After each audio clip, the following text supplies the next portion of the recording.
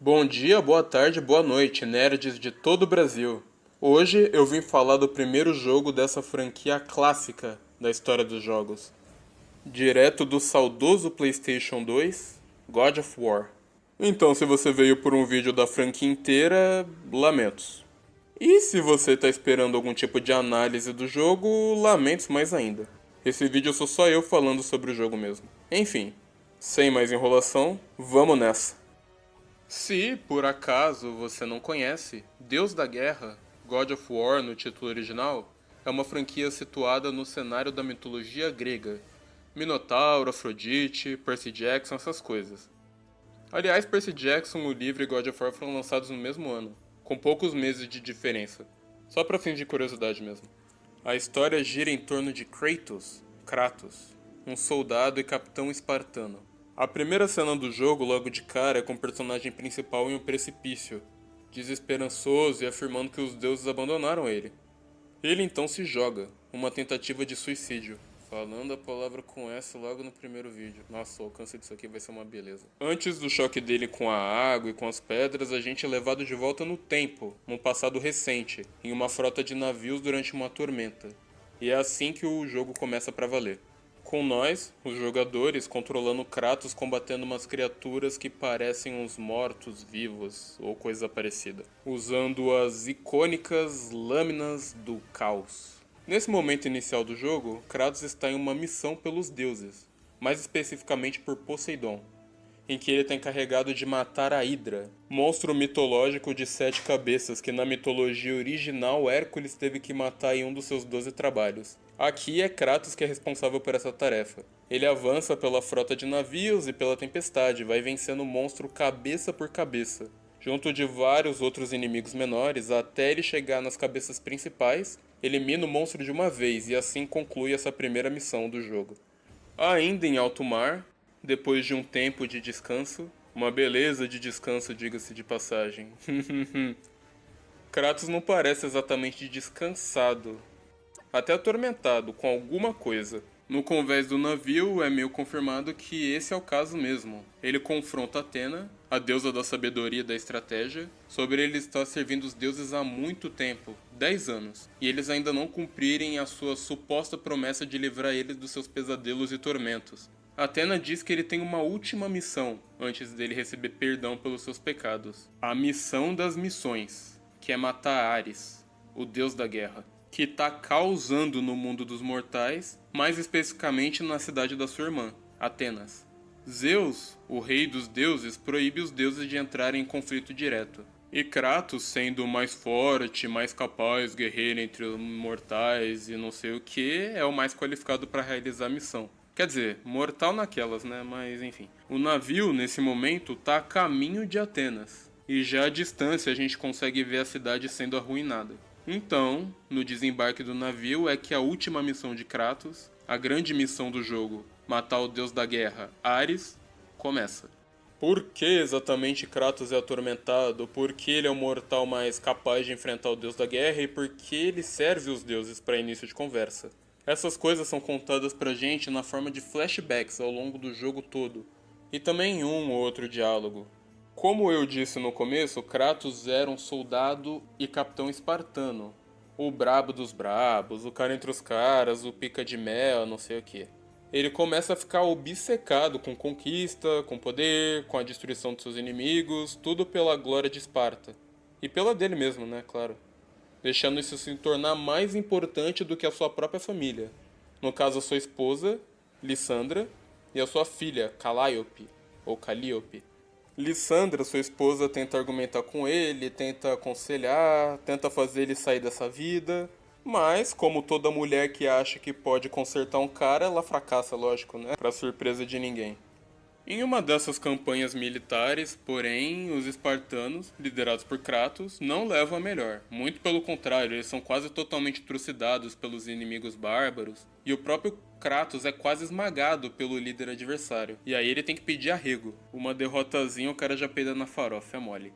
Kratos, em um ato de desespero, clama pela ajuda do deus da guerra, Ares, que sabendo das façanhas e do potencial de Kratos, atende o seu chamado. e exige a sua servidão em troca da salvação e da sua vitória. Kratos aceita e ele recebe as Lâminas do Caos. Os inimigos são obliterados e Kratos usa suas novas armas para decapitar o rei bárbaro.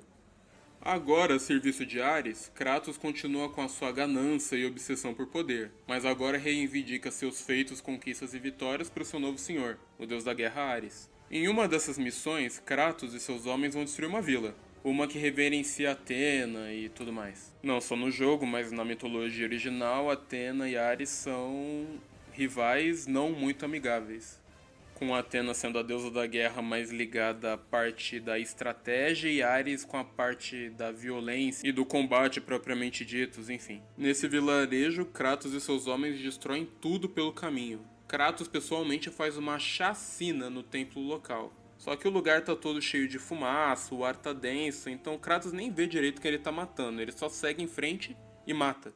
E quando a matança acaba e a fumaça se dissipa, ele percebe que ele matou a sua própria família, a sua esposa e a sua filha. No momento em que Kratos lamenta enquanto crema os corpos das duas, se questionando como isso aconteceu, Ares aparece e diz que fez isso pelo bem de Kratos, que a sua família e sua esposa eram uma fraqueza, e sem elas no caminho, nada mais impediria ele de conquistar o que quisesse. A oráculo da vila, que inclusive tenta impedir Kratos de fazer a chacina no templo, reaparece e amaldiçoa ele, pegando as cinzas da sua família e grudando em sua pele, para sempre. O que faz ele ter uma aparência mega pálida, e por toda a Grécia, Kratos passa a ser conhecido como Fantasma de Esparta. É a partir daí que, em busca de rendição, Kratos começa a servir os outros deuses. Não só em busca de rendição, mas também buscando uma oportunidade de vingança contra o seu antigo senhor e mentor, Ares. Para quem é mais interessado ou até mais aficionado por mitologia, que nem eu, especialmente a grega, que deve ser de longe a mais famosa, percebe que a história, o passado de Kratos, é uma tragédia grega clássica. Personagem que causa o próprio tormento e sofrimento por alimentar demais as suas obsessões, cometer um crime contra a família, inevitabilidade da dor do destino, etc. Mais sobre o passado do Kratos, sobre a sua família, a sua relação com os deuses, é revelado em outros jogos da franquia. Inclusive nos jogos mais recentes, que acontecem na mitologia nórdica, God of War de 2018, Ragnarok e Valhalla. Nesse primeiro jogo, inclusive, se não me falha a memória, os nomes da esposa e filha de Kratos que eu falei aqui nem são revelados. São revelados em outros jogos, em material extra, enfim. O jogo em si era um hack and slash, em que você se move em terceira pessoa, ataca com espadas e magia, vai avançando pelo cenário e às vezes rolava um quebra-cabeça e tal. Tinham basicamente duas armas no jogo, que eram as Lâminas do Caos, que eram duas lâminas presas a correntes, como vocês podem ver no gameplay, e eventualmente você ganhava a Lâmina de Ártemis, que era uma espada maior e mais pesada. Além disso, como eu falei, tinham magias. Eram 4, cada uma era uma seta do controle. Você usava as setas do joystick para selecionar uma delas. A magia concedida por Poseidon te envolvia em um campo elétrico. A magia de Zeus te permitia atirar raios, assim você podia acertar inimigos e obstáculos de longe. A magia de Afrodite, que não era bem de Afrodite. A pedido dela você matava Medusa, o monstro grego que transformava as pessoas em pedra só com o olhar. Então você arrancava a cabeça dela e Afrodite, pela missão, te concedia o direito de usar esse poder. E por fim, tinha a magia concedida por Hades, que você invocava almas e elas atacavam os inimigos à vontade. Você avançava pelo jogo, encontrava os deuses, projeções deles na verdade, e aí eles te concediam essas magias, ou uma arma, né, no caso da Ártemis. Quando se derrota os inimigos, e também em alguns baús, e também fazendo umas coisas que não dá pra mostrar aqui no YouTube, Kratos ganha orbes vermelhos. Esses orbes podem ser usados para upar as armas e as magias. Além das armas e das magias, também tem um ataque especial, o bom e velho especial, né? Em que Kratos fica envolvido por uma aura azul e ele fica muito mais forte e mais rápido, por um tempo limitado. Eu não sei se God of War foi o primeiro jogo a fazer isso, mas com certeza foi ele que popularizou as cutscenes de ação interativa. Sabe quando durante uma cena de luta em um jogo ou em algum outro momento de ação, pede pra você apertar algum botão ou uma sequência pro personagem performar o ataque e os movimentos? E se você errar, o personagem também erra na execução daquela cutscene? Quase como se você estivesse controlando o personagem numa cutscene mesmo? Se você vê isso em vários jogos hoje, agradeça a God of War. Também tinham itens no jogo, além dos orbes, claro. Tinham as penas de Fênix, que aumentavam sua barra de magia, e os olhos de Górgona, que aumentavam sua barra de vida. Ou era o contrário. E você encontrava esses dois em baús espalhados pelo mapa. As barras aumentavam depois de encontrar 6 de cada. Em uma certa parte do jogo tinham também as musas, que se você encontrasse todas, não me lembro exatamente quantas, e um lugar secreto no mapa, não me lembro quando, você conseguia acessar uma sala que tinha um monte de orbes e itens para aumentar sua barra de vida e de magia. Os inimigos eram, no geral, monstros e criaturas da mitologia grega, ou que ao menos faziam referências a eles. Centauros, sátiros, minotauros, árpias, ninfas, górgonas, ciclopes. Mas eles eram bem variados e cada um deles tinha um design muito legal. Os sátiros em particular eu gostava bastante. Uma coisa que eu notava nesse God of War em particular é que ele não tinha muitos chefes. Basicamente tinha a Hydra no começo, um Minotauro mecânico no meio e o Ares no final. Pelo que eu me lembro, né? Não que fizesse falta, é só uma observação. A própria Medusa que eu mencionei antes, ela não chegava a ser um chefe, você enfrentava ela como enfrentava qualquer uma das outras Górgonas. A ambientação era incrível. Assim, na minha opinião, ainda é. Se você deixar a questão gráfica de lado, é claro. Afinal, o jogo é de 2005. Se tivesse que dividir o jogo em fases, elas seriam a frota de navios, a cidade de Atenas, enquanto estava sendo atacada por Ares, o Templo de Pandora, onde acontece praticamente metade do jogo, o Submundo, que seria uma fase curta, mas chata, que só o diabo, e no final você voltava para Atenas de novo, para o confronto final contra Ares. É tudo muito rico em detalhes, muito variado, muito bem feito. Pode até parecer que, só tem isso de fase, chato. Não, não é. É quase como se você estivesse num parque de diversões ou num filme de aventura mesmo. O deserto que você cruza para chegar até o Templo de Pandora, embora seja uma fase muito curta, é muito legal. Você tem que se guiar pela voz das sirenes, essas mulheres maravilhosas aqui. E depois ir abrindo o seu caminho pela tempestade de areia, como se fosse o Moisés abrindo o Mar Vermelho. O Templo de Pandora em particular é enorme, é muito interativo e é muito diverso. As partes em lugar fechado e em lugar aberto, em que às vezes você até sentia o templo se movendo e avançando pelo deserto. Peraí, templo avançando pelo deserto? Como assim? Isso. O Templo de Pandora é um templo gigantesco que fica nas costas do titã Cronos, pai de Zeus, e de toda a primeira geração de deuses do Olimpo, na verdade, de Poseidon, de Ares, de Hera, enfim. Para contextualizar, os titãs seriam os deuses antes dos deuses olimpianos. Eles entraram em guerra, Zeus e seus irmãos e outros aliados venceram. Os titãs foram levados para o Tártaro, que seria mais ou menos o inferno, não exatamente, mas para fins de discussão vamos dizer que era o inferno. Todos exceto Cronos, que foi castigado a carregar o templo de Pandora nas suas costas enquanto ficava vagando pelo deserto. Claro, esse negócio de Cronos carregar o templo nas costas não existe na mitologia verdadeira.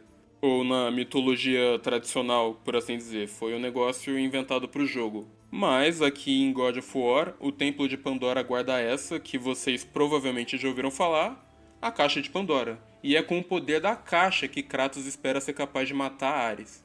Muita gente, muitos guerreiros já foram atrás da caixa, mas ninguém voltou da busca, dado quão perigoso o lugar é. Muitos foram atrás da caixa especialmente depois que Kratos começou a servir Ares, porque debaixo da asa do deus da guerra ele virou demônio na terra, né? E Kratos entende isso quando vê o amontoado de cadáveres ao longo do templo todo. Não que ele se importe, mas ele entende. Embora esteja buscando redenção, Kratos não é exatamente o personagem mais simpático do mundo, muito longe disso. Ele é bem babaca, ele mata gente de graça, não tem nenhum remorso muitas dessas vezes. E muito da trama dos novos God of War é isso, né? O Kratos buscando redenção não dos deuses, mas dele mesmo. Sobre o passado como ele era um monstro e tal. Isso agradou alguns fãs, desagradou outros, enfim, não tenho muita propriedade para falar porque eu nem joguei esses jogos. Mas fica aí só uma observação. Pelo que eu vasculhei aqui no YouTube, parece que dá pra zerar o jogo em umas 5 ou 6 horas. Na minha cabeça era mais longo, mas né, eu era moleque. Quando você é mais novo, tudo parece durar mais tempo, eu acho. Não tinham muitos segredos ou coisas escondidas pra encontrar.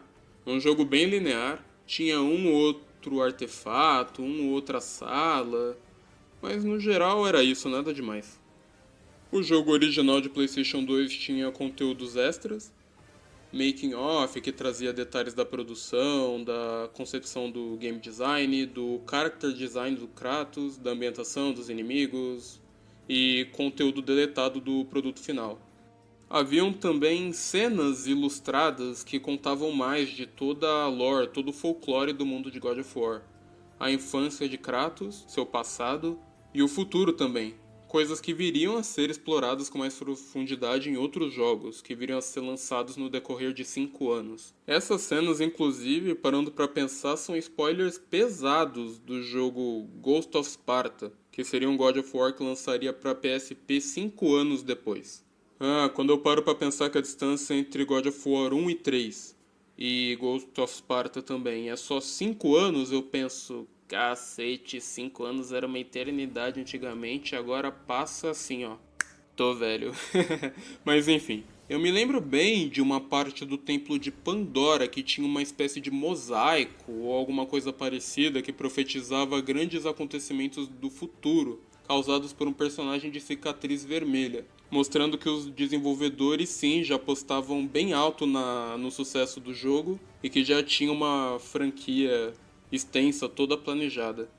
Tinha uns desafios dos deuses que eram desafios chatos pra cacete. Eu, pelo menos, lembro de ter passado dificuldade. Pelo menos nos últimos. Eram desafios que eram liberados assim que você zerava o jogo pela primeira vez. E quando você vencia todos, liberava umas skins novas pro Kratos. Ah, sim, eu não me lembrava desse. Tinha uma arena em que ficavam vários inimigos em exposição. Tipo um bestiário interativo, saca? Que além de inimigos, tinham outras versões do Kratos, que foram consideradas pro personagem mostradas no making of. Eu vou deixar um link com todo esse conteúdo extra na descrição, caso alguém tenha interesse. A franquia clássica de God of War tem 3 jogos, God of War 1, que a gente falou aqui, o 2, que também foi lançado para PlayStation 2, e o 3, que foi lançado para o PlayStation 3.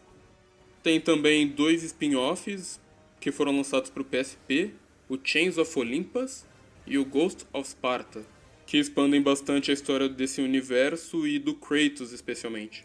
Esses jogos todos também foram lançados em uma coleção só para PlayStation 3 e, como eu disse, foram lançados dentro de um intervalo de 5 anos, de 2005 a 2010. 8 anos depois do último jogo, a gente teve a sequência / nova fase / reboot da franquia, agora situada na mitologia nórdica, com um novo tipo de gameplay, de game design, de mecânica e tudo mais. E que também fez um sucesso absurdo. Aliás, em questão de vendas, eu acho que esse novo God of War e God of War Ragnarok venderam mais que a franquia clássica, que já fazia um sucesso estrondoso. Mas eu vou confirmar essa informação. God of War 2 foi o único desses, além do primeiro, né, que eu joguei e zerei. Eu cheguei a jogar o Chains of Olympus também no PSP de um amigo, mas foi bem pouquinho, nada demais. God of War 3 eu tive que zerar pelo YouTube. Ai, zerar pelo YouTube. Não tive PlayStation 3 nem PlayStation 4, irmão, não tem jeito. E esses jogos da franquia nova eu vi brevemente algumas coisas, né?